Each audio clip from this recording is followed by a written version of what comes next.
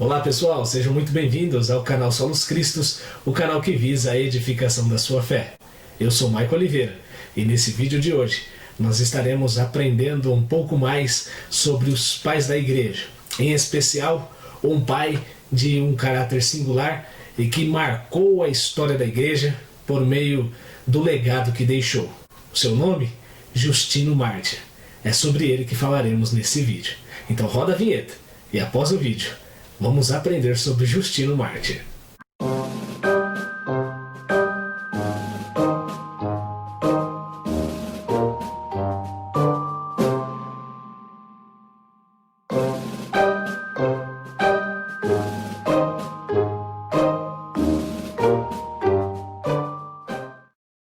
Justino Mártir foi um dos pais da igreja que abriu caminho para gerações futuras de cristãos. Seu trabalho, em certa medida, vai além do trabalho de Inácio de Antioquia. Enquanto Inácio proclamava com ousadia o Evangelho com toda a simplicidade, Justino passou a relacionar o conteúdo da Palavra de Deus e os ensinos de Jesus com os princípios filosóficos de sua época. Desta forma, Justino Mártir é um dos pais da igreja que, por conta de conseguir fazer este relacionamento ou esse relacionar dos conteúdos bíblicos com a realidade filosófica de seu tempo, pode ser considerado o primeiro filósofo cristão da história da igreja. Justino Mártir não deixou cartas tais como Inácio de Antioquia, como ele havia feito. Cartas cheias de amor, cheias de emoções, vigor. Ao contrário disso, Justino deixou um conteúdo que visava demonstrar a fé de maneira séria e intelectual, bem como uma defesa racional da mesma. Esse trabalho de Justino Mártir abriu caminho para grandes apologistas que vieram depois dele. Justino era um exímio pregador. Ele conseguia fazer o que muitos pregadores modernos não conseguem fazer odiernamente, que é contextualizar a mensagem sem fazer com que ela perca a sua essência, seu teor e sua doutrina. Não estou dizendo que não há pregador hoje que não consiga fazer isso que Justino fazia, mas que invariavelmente muitos pecam, e nós como pregadores podemos pecar também por não fazer com êxito e assim acabarmos negociando conceitos até mesmo primários da palavra de Deus. Justino Mártir, este grande homem, ele nasceu por volta do ano 100, em Samaria, perto das ruínas de Siquém, próximo de onde Jesus havia encontrado aquela mulher à beira do poço, no Evangelho de Jesus Cristo, segundo escreve João, no capítulo de número 4. Pelo que parece, Justino não possuía uma herança samaritana. Não era um circuncidado e recebeu educação grega. Justino era amante da filosofia. Não obstante ele seguir rumo à metrópole para estudar com grandes mestres da filosofia de sua época. Provavelmente, a cidade para onde foi Justino foi a grandiosa Éfeso, pois Eusébio de Cesareia o situa nesta localidade em sua história eclesiástica. Esse grande tino de Justino pela filosofia fez com que ele passasse por várias escolas de pensamento, desde o estoicismo, movimento do qual ele se desiludiu, até o platonismo, quando seus estudos começam a se desenvolver de forma mais aprimorada. A busca de Justino não era pela intelectualidade, mas sim por Deus. Ele entendia que esse era o sentido da filosofia propriamente dita, estudar Deus. Justino percebeu que mesmo com o platonismo, nem todas as suas perguntas haviam sido sanadas. Apesar de parecer ter aprendido mais e ter se tornado um homem mais sábio, ainda não era completo em seu anseio. Até que em uma conversa entre ele e um idoso, ele é instado, por assim dizer, a se debruçar sobre a palavra de Deus e procurar nela a luz que ele tanto procurava. Encontrar nas escrituras a luz que ele procurava. O idoso orienta Justino da seguinte forma: rogo, acima de tudo, para que os portões de luz sejam abertos para ti, pois estas não podem ser concebidas ou compreendidas por todos, mas apenas pelo homem a quem Deus e seu Criador concederem sabedoria. Justino foi então alcançado pela graça de Deus através da abordagem de um ancião. Justino relata a sua conversão da seguinte forma: imediatamente uma chama se acendeu em minha alma, e o amor pelos profetas e pelos homens que são amigos de Cristo me dominou. E enquanto refletia sobre as suas palavras em minha mente, percebi que apenas esta filosofia, ou seja, a filosofia cristã, é segura e proveitosa. Por esta razão, sou filósofo. Além disso, desejo que, como eu, ninguém fique distante da palavra do Salvador. Este relato demonstra os grilhões caindo do coração de Justino e este encontrando o verdadeiro sentido de sua filosofia. Após Justino ter abraçado o que ele chama de filosofia segura e proveitosa, ele sai a proclamar o Evangelho. Uma de suas peculiaridades era que ele se vestia como um verdadeiro filósofo grego, usando uma palha que era feita de um material muito parecido com o de um cobertor que era dobrado e preso à sua volta. Pelo que se sabe, ele foi o único a se vestir assim como cristão em sua época.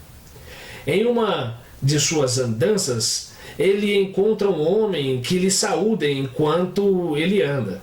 Este homem começa a andar ao lado de Justino e ambos começam uma discussão filosófica acerca de Deus e de Cristo. O homem se apresenta como Trifão.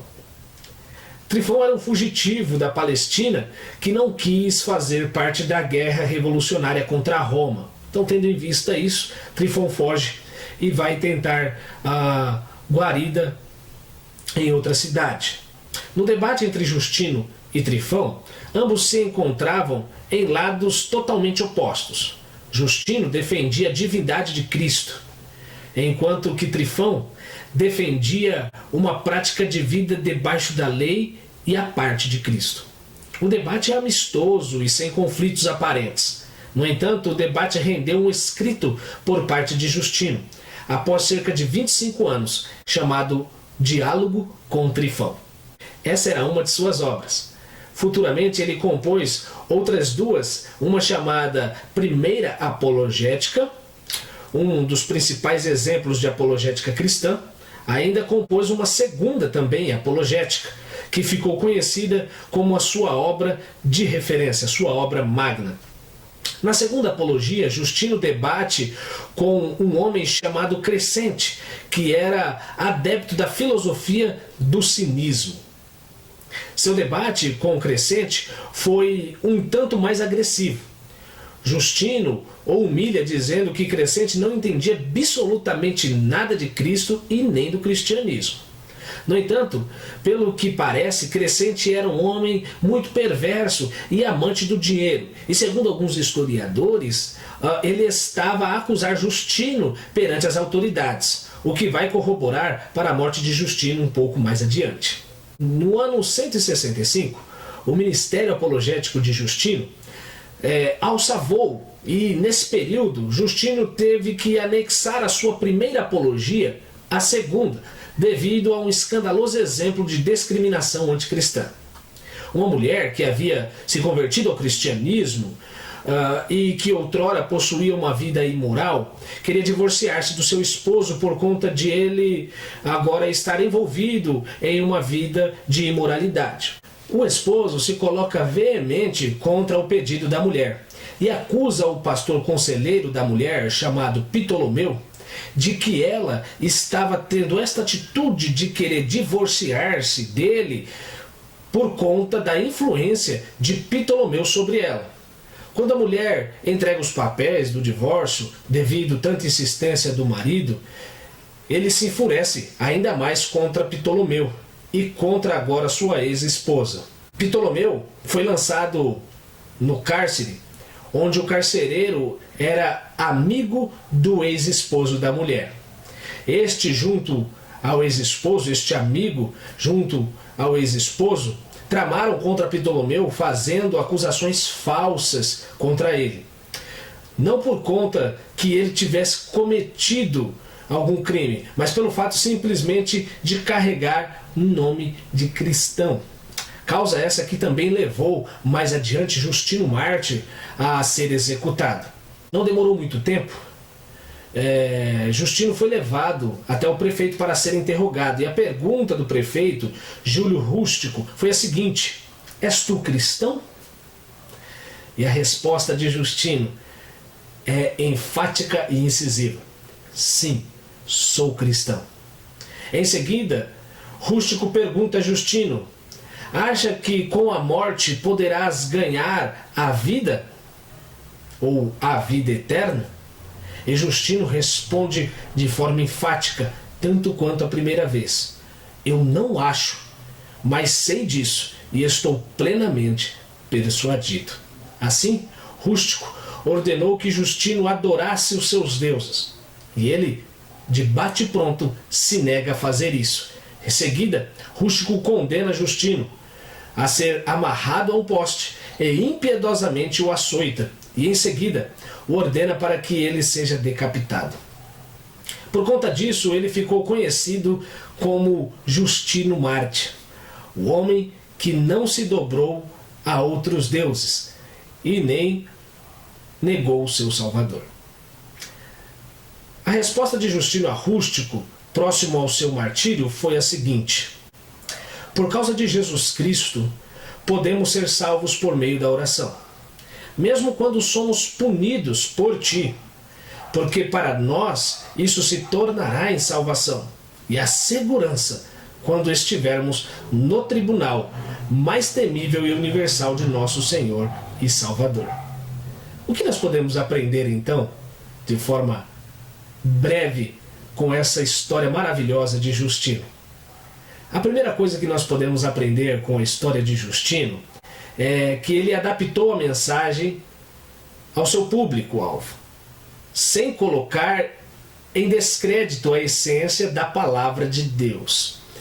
Nós hoje, contemporaneamente, precisamos nos debruçar sobre a Bíblia, fazer exegese do texto bíblico, mas imprescindivelmente mostrar como que as Escrituras se relacionam, por assim dizer, com a realidade à nossa volta. Nós precisamos adaptar a mensagem sem fazer com que ela perca a sua essência propriamente dita. Isso é algo que todos os que proclamam o Evangelho precisam laborar em fazer para que a mensagem seja um tanto acessível e ela alcance o coração das pessoas. Essa é uma das características que nós aprendemos com Justino. Nós precisamos, de forma enfática, contemporaneizar a palavra de Deus no sentido de apregoar e mostrar a sua relevância dentro do nosso contexto. Justino fez isso muito bem, coadunando as escrituras ou o conteúdo acerca de Cristo com o conteúdo de sua época, como que isso se relacionava. Justino faz justamente isso, promove o relacionamento entre a verdade de Deus e entre o contexto ao qual ele estava inserido. Outra verdade que nós podemos aprender com Justino é que Justino foi um homem muito ousado e corajoso em sua época. Isso, para nós, é algo muito importante. Nós precisamos intrinsecamente sermos homens corajosos, que estejamos dispostos a proclamar a verdade de Deus, custe o que custar, a falar a palavra de Deus, ainda que isso nos custe a cabeça. Nós precisamos ter coragem de, nesta cultura pervertida e corrompida que nós estamos inseridos, hastear a bandeira do Evangelho, pregar com ousadia e anunciar que o reino de Deus está próximo. Esse é o nosso compromisso como cristãos. Não podemos abrir mão deste compromisso. Isto é o que deve nos motivar, esta coragem, esse ímpeto, esta força deve nos motivar a proclamar o Evangelho de Deus, assim como foi com Justino. Um homem simples, mas que contribuiu fazendo com que o conteúdo de Cristo falasse a cultura de então e falasse de forma ousada, de forma intrépida, para a glória de Deus. Um outro aspecto que nós podemos dizer que aprendemos com Justino também é que ele possuía uma visão panorâmica do mundo em sua época. É muito bom nós conhecermos as Escrituras, é excelente, é primordial. No entanto, também se faz necessário nós temos uma visão panorâmica, uma compreensão de mundo onde nós estamos inseridos. Para assim nós conseguirmos adaptar a mensagem de Deus para que esta mensagem fale ao coração dos homens e não pareça descontextualizada. Não pareça que ela só fale de coisas do passado e que aquelas coisas do passado não têm absolutamente nenhuma relevância para mim. Muito pelo contrário, Justino possuía uma visão de mundo, ele tinha uma visão panorâmica. Hoje, usando um ditado popular, nós poderíamos dizer que Justino tinha uma visão de águia. Ele conseguia ver muito distante, muito adiante, por assim dizer. Então, cabe para nós hoje passarmos a avaliar mais aquilo que está à nossa volta. Cabe a nós hoje passarmos a observar de um tanto melhor o contexto onde nós estamos inseridos e ver como que a palavra de Deus pode falar ao coração destas pessoas dentro deste contexto. É fato que nós devemos orar para que o Espírito Santo faça isso. Isso não é somente uma articulação humana no sentido de preparo, mas ela é obra graciosa e miraculosa do Espírito Santo de Deus falando ao coração dos homens. Você gostou da história de Justino Mártir? Então eu quero pedir para que você se inscreva aqui no canal, que você deixe o seu like e compartilhe esse vídeo e ajude para que muitas pessoas tenham acesso a ele e possam aprender um pouco mais deste pai da igreja que teve uma singular importância. Que Deus te abençoe e até o próximo vídeo, se Deus quiser.